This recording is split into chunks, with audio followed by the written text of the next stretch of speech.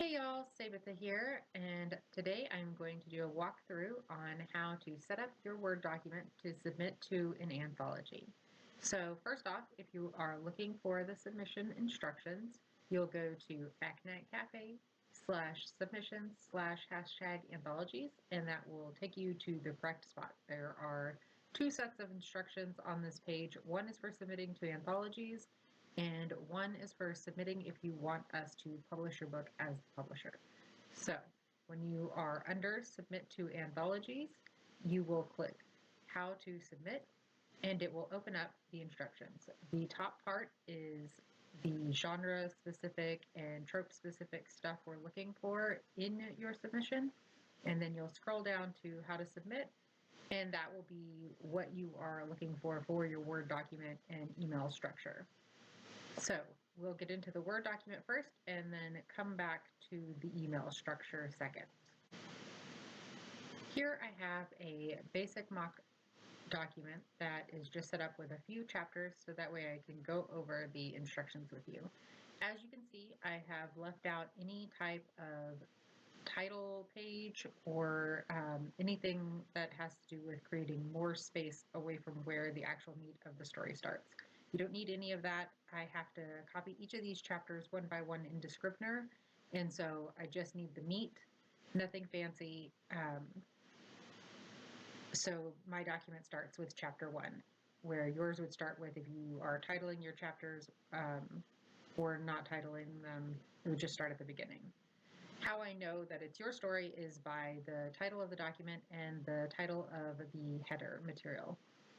If you've never adjusted the header space before, you can just double click in here and it will open up the header menu. I'm using Word 360 for example, but every Word kind of does the same thing, just a little bit different where the buttons are. So you're going to have the title of the anthology, the title of your story, the name that is going to be on Amazon, so whatever your pen name is goes here, and then the word count. And then I just highlight all of this and then save my document with the same thing, copy and paste, so that way it's exactly the same. And then you can hit close header and it goes back to being slightly shaded. So the first thing I'm going to do is format the paragraphs in my document. If you hit Control A, that will highlight everything, and then you'll come to the paragraph menu. For me, I can hit this little arrow and it'll open up the menu. And then you'll want to make sure that the special first line is 0.5, and that's going to be this indent that you see over here. And then under spacing, you want it to say double, and then you want this to be zeros, and this should be zeros as well. So when you hit OK, it will automatically add double spacing.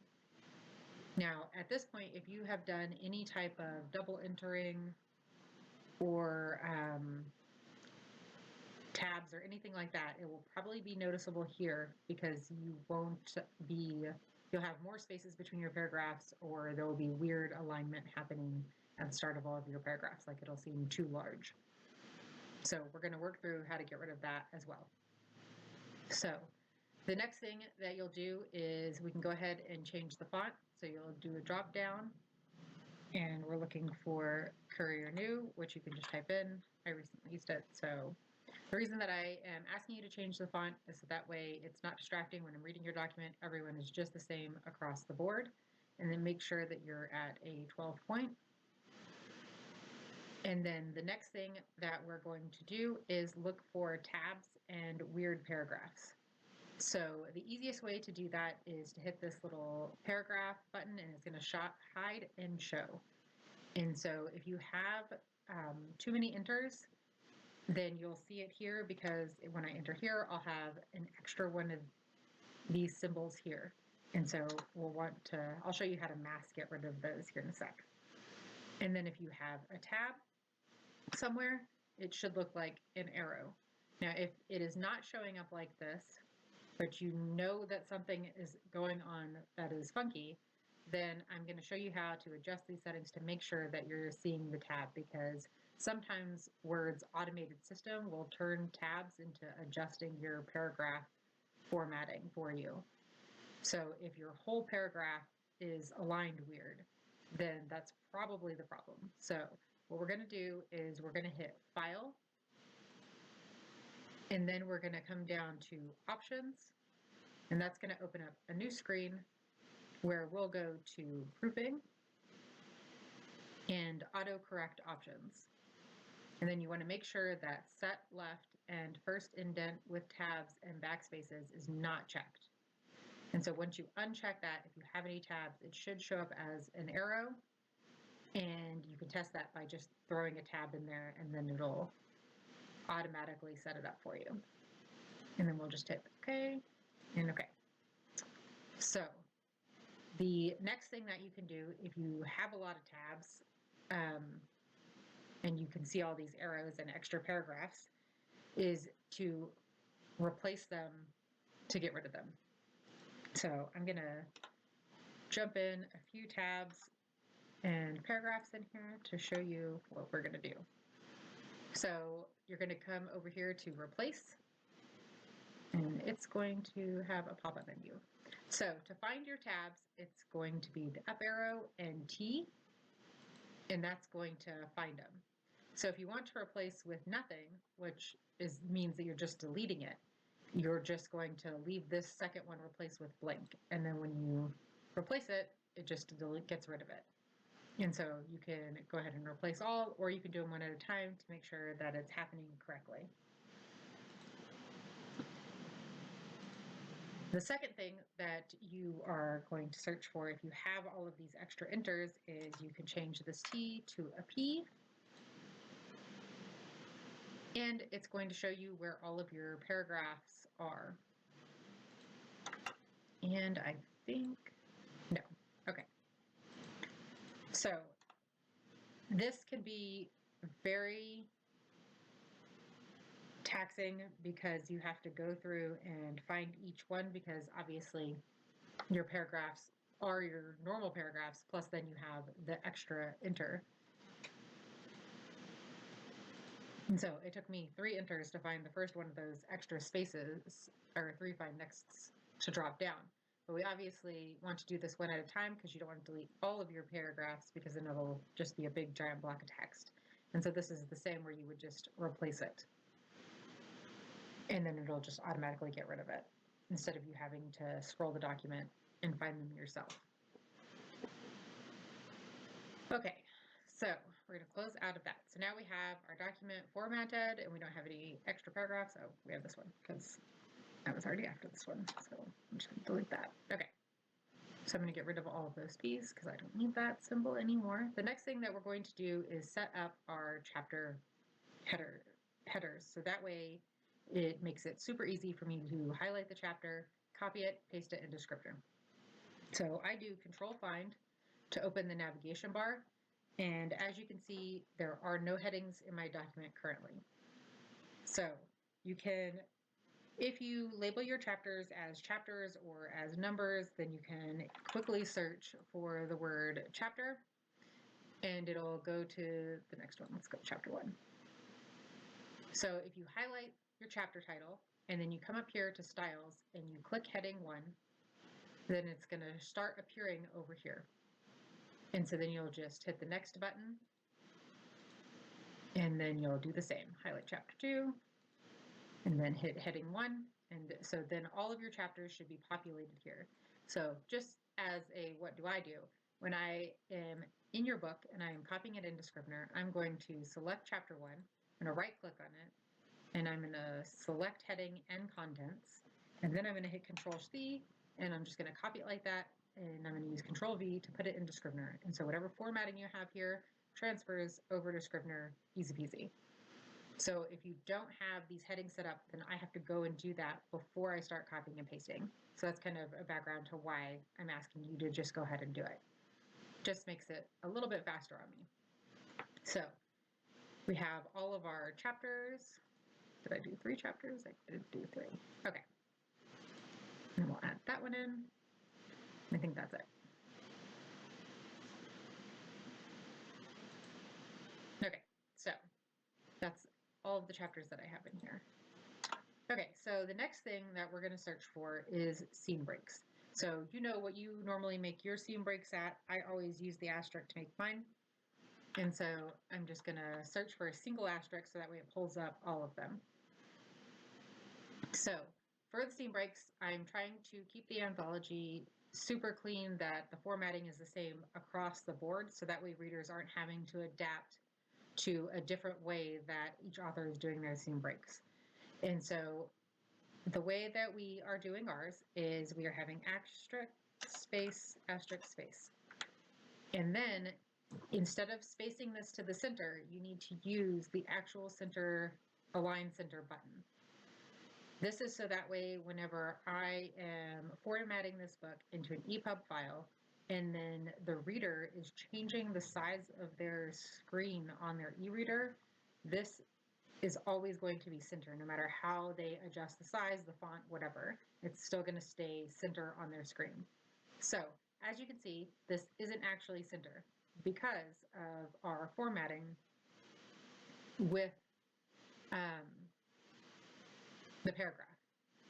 But don't worry, because I go through in Scrivener and it overrides that weird conundrum with when I go and center text it inside Scrivener. If it bothers you though, you can remove it. I tell you, you can remove it. Nope, that's not it. I know that you can remove this, but I want to tell you so that way you know.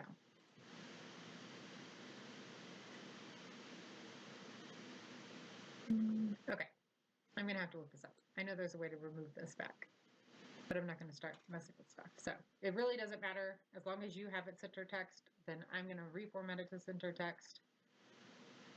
It just saves me time from deleting a bunch of spaces in there. So the next thing that you'll need to do is put a single enter before and then a single enter after. And so that way it gives a good solid break between the last paragraph and the first paragraph of the seam break. And so it's visible on the screen. It doesn't get lost in between the words. Very obvious that it's a seam break. The next thing that you'll search for after you go through and find all your seam breaks is ellipses. So with ellipses, Word usually automatically changes this to the symbol. It's their default setting. If you think that this might have happened to you, then when you come over here to search your document, you can hold down Alt and hit 0, 1, 3, 3, and that will turn into that ellipses symbol. So you'll go through and find all of these little guys and delete them and do period, space, period, space, period. Now, if you have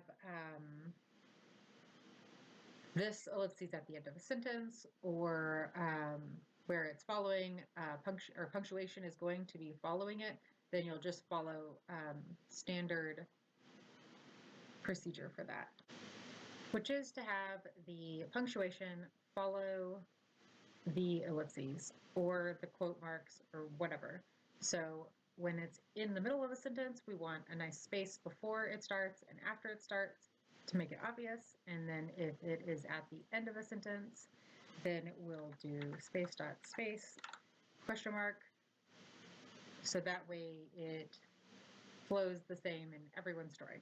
Now, why are we focused on whether it's a symbol or how it's done? Again, this is formatting for the EPUB. If you're using the symbol or if you're not using spaces, then whenever the reader is adjusting their text and their font size, it can start adding weird spaces everywhere. But by doing the dot space, it is free flow. So that way they will just flow around the page instead of forcing them to be on certain lines with the words that they're touching. I guess I should add the space here. So next up, actually, I think that's it, because we covered the ellipses, we covered the seam breaks. Let me double check my notes, but I think that is all of the different items that you'll need to format. So once you're finished formatting the document, you'll want to come all the way to the end of your document, and you're going to enter and enter again, and then you're going to add another scene break, because we're going to put a scene break and then your author bio. And then a single link. The single link can be whatever you want. I would recommend doing your website or something that you know is going to be an evergreen link. So that way, a year from now, when a reader is reading this book, they're going to click on that link and it's still going to be an active link that will take them somewhere. It cannot be a sales platform such as Amazon or Apple or anything like that, because when you upload an ebook to any of those platforms, they don't want the other guy's links inside that ebook. And so if you have a sales platform on your website, you can link it to there and that will be fine, like authorname.com/mybooks or whatever yours is. It's really about having that sales platform URL in there that ends up flagging, and then I have to go and change it. So again, this will be the same as your regular scene breaks, where you're just going to center it and then have the space before and after. Okay, one last thing I forgot is that your author bio needs to be no more than 150 words. And for your blurb, it needs to be no more than 80 words. But I will ask for the blurb later whenever I send out the contract, so that does not need to be in this document or in the email. So next up, we are going to format the email properly to send in your submission. Okay, so we're in our email and we're going to set up our story. So what the main important things to note is that you're going to be emailing us at aconitecafe@gmail.com. Your email title needs to have submission first. This is because I would really like to set up an autoresponder so that way as soon as you email me, it will automatically reply to you and then you know that your submission has been received. But currently, I do not have the majority of authors setting their emails up this way, and so then it gets all super crazy where it's not sending them these auto-respond emails. So the first thing your title should say is submission. Then it should be the title of the anthology that you're submitting to and your author name that is going to be on the Amazon page. And that's all that needs to be in here. This makes it easy to where the autoresponder will pick it up. I know exactly which anthology this is for and who it's from. Inside the body of your email, it needs to be the same as what you titled your header and what you titled your document. The anthology title, your story title, your author name, and the word count. And that's all I need. Nothing else needs to be inside this email, so don't worry about filling it with anything. Then you'll attach your document in a docx format. If you are writing your story in Google Docs, be aware that whenever you download that Google Docs, and I know that in Google Docs you can save it as docx, but the formatting does not always stay. And so if you don't have Word, there might be some glitches in the formatting whenever you send me the Google Docs file. Like it might take away italics from your story, stuff like that. So then you'll just hit send, and then I will respond with an automated message that we received it. And after I get at least 4 submissions in, then I'll start sending out contract information and getting the pre-order up. If I already have the pre-order up, then you'll just get a contract information as soon as I read and accept your story. If you have previously been accepted to the anthology, then you're already automatically accepted. I've never had it happen to where something is wrong with the story by a second submitting author, but even if you're a first-time submitting author and your story has any issues in it, I will always do what I can to find resources online to help you with whatever the problem is. Like if you have a plot hole or if your dialogue sounds stilted or anything like that, I will try and find you something that you can read up on and then make adjustments and resubmit. I really don't ever want to deny anyone submitting. I would rather help you build a stronger story so that way it will work in the anthology. I run these anthologies because when I first started writing, what really gave me confidence was submitting to anthologies, being accepted, and then getting that reader feedback and being like, okay, I can do this. This is a good story.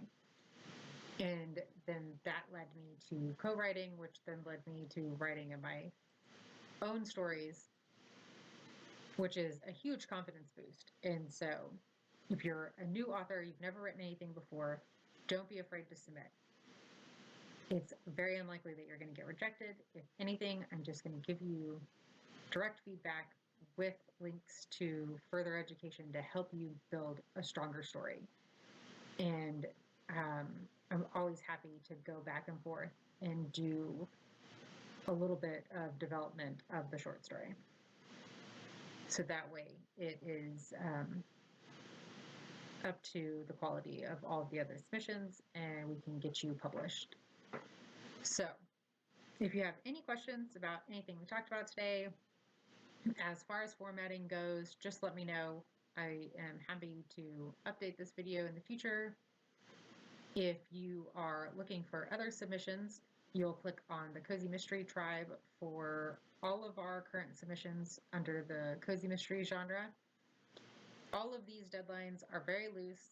I am super okay with making these anthologies as fluid as possible, where I wait for everybody to be ready. If somebody's still writing or if life happens and they had a hiccup, I'm okay with pushing them off just a little bit until everybody is good to go. And the current one that we are having submissions to is the beach theme. And like, as I said, we are very fluid about it right now. We're looking at a publication date of August 20th instead of August 9th. And as long as you know that you're going to submit, just tell me that you're going to submit, and then I will make sure to touch base with you before I start my final roundup of stories, so that way I can make sure that you get in. I am also really wanting to get fantasy anthologies running, but so far I haven't had a lot of interest. So if you have fantasy authors, make sure to add them to our groups and let them know that it is definitely on our board, because I love writing fantasy, I love reading fantasy, so definitely would love to get a anthology series going under that genre as well. So I hope you guys have a good weekend. Let me know if you have any questions, and I will talk to you guys later.